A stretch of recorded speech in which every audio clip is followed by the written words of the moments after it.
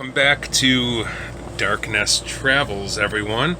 Well, today we're days away from leaving. We're leaving Florida on May 1st. We're taking precautions. We stocked up on food and essentials to get us home, and I have a full tank of propane and a full tank of gas to start us off. But as I was checking things, my dad fortunately was here to help me pick his brain, because without him I would not have been able to do this. So battery solenoids are an essential working part on a Class A motorhome, and there's a lot of crap out there on YouTube that don't quite explain it as simply as I want to try to explain it to you. Yes, to you. So let me give you a rundown. Of course, I want to remind all of you I will bring you along on our trip home, because we're not sure what to expect other than bad hair. But other than that, I don't know what to expect on the way home. So I want everything functioning in the Class A, and we will bring you along for the trip home. But remember our first stop back in Davenport. There's a link up here. You could click to see that trip, where our generator just kind of clicked and then stopped working. It happened to us out in New York, as you remember as well. Well, the problem was the solenoid, and what had happened is I would check this. That's the battery on and off switch, and it would click and you would hear the solenoid working. Solenoid wouldn't bring juice to the house, so after a couple times I thought that switch might have been shorting out, which I mentioned in another video.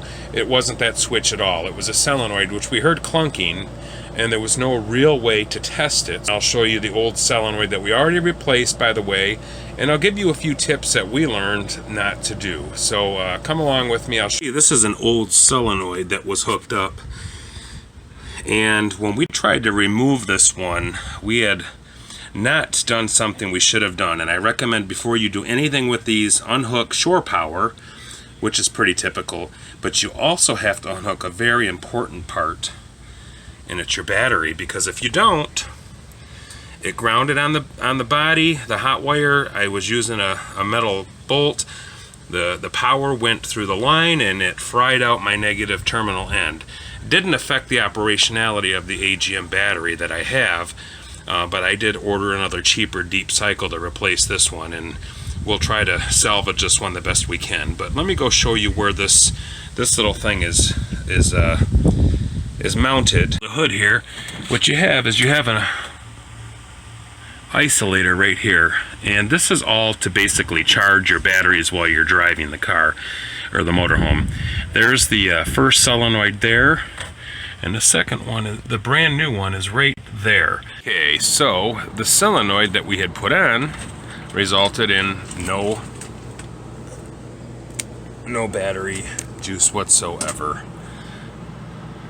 That solenoid that I showed you from O'Reilly's is a non-continuous solenoid, and what you need, according to Anthony's mobile RV service down here in Florida, a really great guy, would have come out and done it for me, but it was a 5-day wait. So he told me I was capable because of how I explained it to him. So we went to Raj over here at Westside Auto and Electric, and we bought this for $65. It's the new solenoid. It looks a little different than the last one you've seen, but it's white Rogers coil, 12 volt DC, continuous, and then that was from Westside Auto Electric right there. No warranty on it, so I hope it works. And there's the part, 65 bucks total with tax. And we're gonna go out there soon, and we will unhook the batteries and let you see the end result.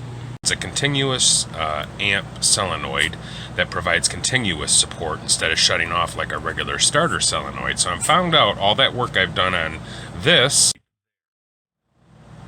is wrong, and so this one that we're going to install today should work, and I will show you the end result, not the sweating, swearing, and frustration. So let me show you that solenoid now, so you can get back to watching the final product. All right, there's the white Rogers all hooked up and ready to roll. We started the generator up. The battery switch light is on, and I'll take you over there and show you that. But that's our handiwork there. 500 amp continuous solenoid is the trick. And you come over here, you hear that clicking noise. That's the solenoid doing its job. And you see the lights on and everything is working, and then I have it unplugged over here at the house. Shore power is unplugged, and that's the job. It's all done. Continuing solenoid. We want to test that. Now, we did it with a small alligator clip that my dad found that the wire was too small, so it was getting pretty damn hot, so we unplugged it. But the solenoid was bad. It was defective. So one way to test it when it's already hooked up, hook the positive and the positive jumper cable on either post, see if the switch works. If it does, you know you have a bad solenoid, and replace it. That was the main solenoid that operates from the batteries and the house switch. So I hope this helps and didn't confuse most of you. That's how we tested it, to see if the solenoid was bad. We didn't use a voltmeter or none of that stuff. We don't know if this is a proven way to test it, but it was the way we tested it, and it actually worked.